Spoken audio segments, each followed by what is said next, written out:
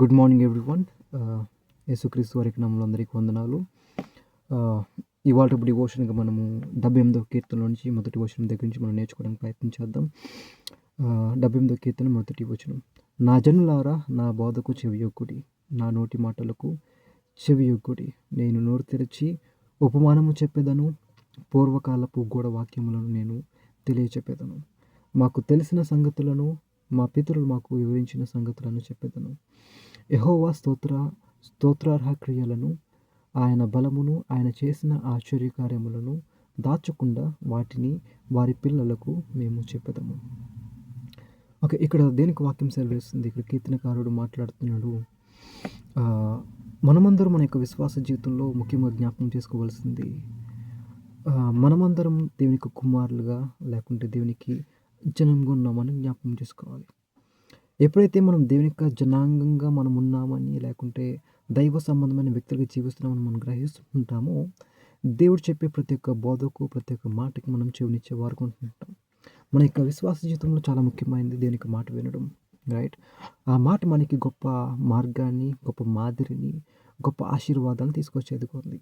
So ఈ దినం మన యొక్క విశ్వాస జీవితంలో, మన యొక్క విశ్వాస సంబంధమైన కుటుంబంలో, విశ్వాస సంబంధమైన సంఘంగా ప్రయాణం చేస్తున్న మనందరి జీవితంలో జ్ఞాపకం చేసుకోవాల్సింది ఏంటంటే, మనమందరం దేవునికి మాటకు చెవినివ్వాలి.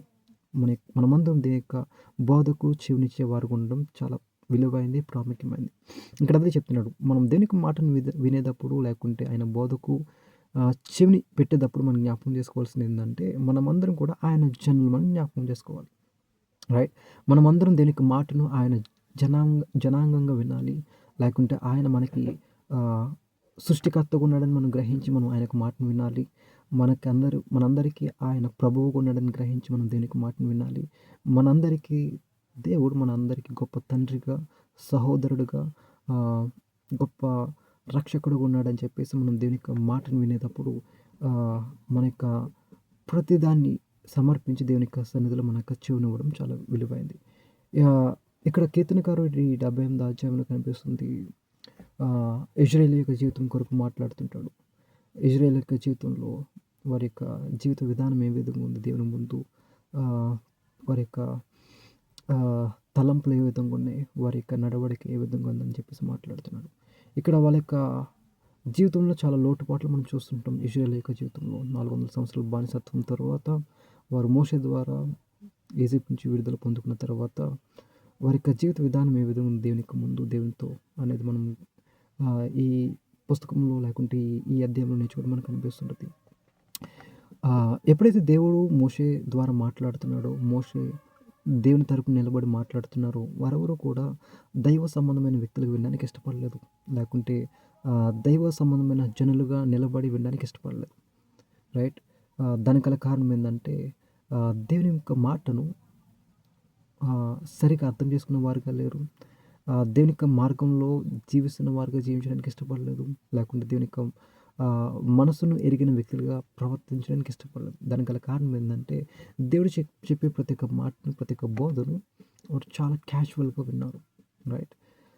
ఇప్పుడు మనందరి విశ్వాస జీవితంలో దేవుని యొక్క మాటకు మనం చాలా విలువని ఇవ్వాలంటే మనం జ్ఞాపకం చేసుకోవాల్సింది ఏంటంటే, మనమందరం కూడా విశ్వాసిగా క్రీస్తును, దేవుడిచ్చిన ఈ గొప్ప జీవితాన్ని మనం ఆయన సన్నిధికి అర్పించి, మనం ప్రభువుగా అంగీకరించి, మనమందరం ఆయన జనులుగా అంగీకరించిన వారు ఉంటూ ఆయనకు మాటను వినడం చాలా విలువైంది, ప్రాముఖ్యమైంది. లేదంటే కనుక ఆనాడు ఇజ్రాయేల్ ఏ విధంగా వారి యొక్క జీవితాన్ని నాశనానికి అప్పగించుకుంటూ ఉన్నారో, ఎటువంటి ఆశీర్వాదాలు లేకోకుండా, ఎటువంటి నెమ్మది, సంతోషము, సమాధానం లేకోకుండా వారి జీవితాన్ని ఏ విధంగా అరణ్యంలో రాల్చుకున్నారో, మనం కూడా అదే వ్యక్తులుగా ఉండడానికి లేకుంటే అదే వ్యక్తిత్వాలతో మనం దేవునికి మాట వినడానికి ఆస్కారం ఉంది.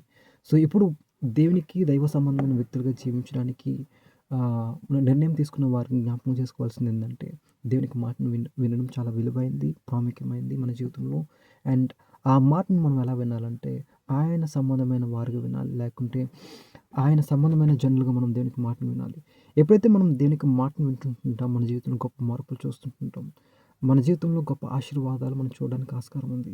దేవుని యొక్క గొప్పతనం ఏంటో, దేవుని యొక్క ఆశ్చర్యకార్యాలు మన పట్ల, మన యొక్క కుటుంబాల పట్ల ఏ విధంగా చేసి ఉన్నాడో, లేకుంటే ఆయన యొక్క గొప్ప మహాశక్తి, మహిమను చూస్తున్న వారుగా మనం ఏం చేయొచ్చు అంటే దేవునికి కృతజ్ఞత చెల్లించడానికి ఆస్కారం ఉంది.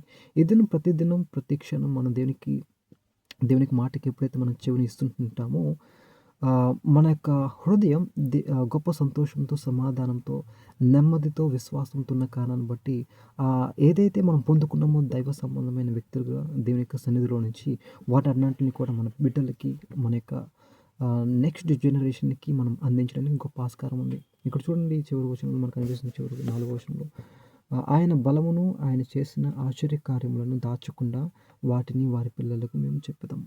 ఇప్పుడు మనమందరం కూడా మనం దేవుని యొక్క మాటను వింటున్న వారుగా, దేవుని యొక్క సన్నిధిలోంచి మనం తీసుకుంటున్న వారుగా, రిసీవ్ చేసుకుంటున్న వారుగా ఉన్న మనమందరం ఏం చేస్తుంటామంటే దేవుని యొక్క గొప్ప మహాకార్యాలను, ఆశ్చర్యకార్యాలను మన బిడ్డలకు, మన యొక్క తోటి వారికి, నెక్స్ట్ జనరేషన్స్‌కి మనం దాన్ని పాస్ చేయడం ద్వారా వారి యొక్క జీవితంలో గొప్ప మార్పు, గొప్ప సంతోషము, సమాధానం మనం చూడడానికి ఆస్కారం ఉంది. ఇజ్రాయేల్ యొక్క జీవితంలో 40 సంవత్సరాల యొక్క జీవితంలో వారి జీవితంలో గొప్ప సంతోషము లేకుంటే సమాధానం లేకోకుండా దేవునికి వారికి మధ్యలో మనకు కనిపిస్తూ ఉంటుంది. దానికి గల కారణం ఏందంటే వారు మొట్టమొదటిగా వారి చెవిని ఈ లోకానికి, ఈ లోక సంబంధమైన వాటికి, ఈ లోక సంబంధమైన మిశ్రిత జనాంగానికి ఇచ్చిన వ్యక్తులుగా ఉన్నారు. కానీ దేవునికి, మోషేకు వారి యొక్క చెవినిచ్చిన వారుగా లేరు. మోషే మాటని, దేవుని యొక్క మాటని దేవుని ఓన్ చేసుకున్నట్లుగా ఎప్పుడు వినలేదు. మోషేని ఓన్ చేసుకున్నట్లుగా ఎప్పుడు వినలేదు. ఇప్పుడు మనం విశ్వాసగా జీవిస్తున్న మనం, విశ్వాస సంబంధమైన కుటుంబంగా జీవిస్తున్న మనం మొట్టమొదటిగా దేవుని మనం ఓన్ చేసుకోవాలి. ఎందుకంటే ఆయన మనల్ని ఓన్ చేసుకున్నాడు తన యొక్క విలువైన రక్తం ద్వారా. ఆ విలువైన రక్తం ద్వారా మనల్ని ఓన్ చేసుకున్న కారణాన్ని బట్టి మనందరినీ కూడా దేవుడు ఆయన జనాంగంగా అంగీకరించి మనం నడిపిస్తున్నాడు. ఇప్పుడు మనం అందరం కూడా ఆయన్ని మనం ప్రభువుగా, లేకుంటే ఆయన మహారాజుగా మనం అంగీకరించి, మన గొప్ప రక్షకుడిగా అంగీకరించి మనం మన యొక్క జీవితంలో మనం దేవునికి మాటకు చెవినిచ్చే వారు ఉంటే కనుక మన జీవితంలో గొప్ప ఆశీర్వాదాలు పొందుకోవడానికి ఉంది. అలాగే ఆ ఆశీర్వాదాన్ని మనం నెక్స్ట్ జనరేషన్స్‌కి, లేకుంటే మన రాబోతున్న తరానికి మనం ఇవ్వడానికి ఆస్కారం ఉంది. కాబట్టి విశ్వాసిగా మనం ముందు జ్ఞాపకం చేసుకోవాలి. దేవునికి మాటను వినేవారుగా ఉండాలి. ఆ మాటని ఆయనే మన రక్షకుడుగా, ఆయన మన దేవుడుగా ఉన్నాడని మనం అంగీకరించి మనం వినేవారుగా ఉండాలి. విన్న ప్రతిదాన్ని కూడా మనం ఏం చేయాలంటే అర్థం చేసుకోవాలి. అర్థం చేసుకున్న ప్రతిదాన్ని కూడా అన్వయించుకుని దేవుడు చేసిన ప్రతి గొప్ప మహాకార్యాలు మనం గ్రహించి చేసిన ప్రతిదాన్ని కూడా మన యొక్క రాబోతున్న తరాలకి అందించే వారుగా ఉండడం చాలా విలువైంది, ప్రాముఖ్యమైనది. సో, కాబట్టి ఈ దినం మన యొక్క ఉదయకాలంలో దేవునికి మాట వినడానికి, ఆ మాటను విన్న మనం అందరం గొప్పగా జీవించడానికి మనం ప్రయత్నం చేద్దాం. అటువంటి కృప దేవుడు మనకు దయచేయును గాక. ఆమేన్.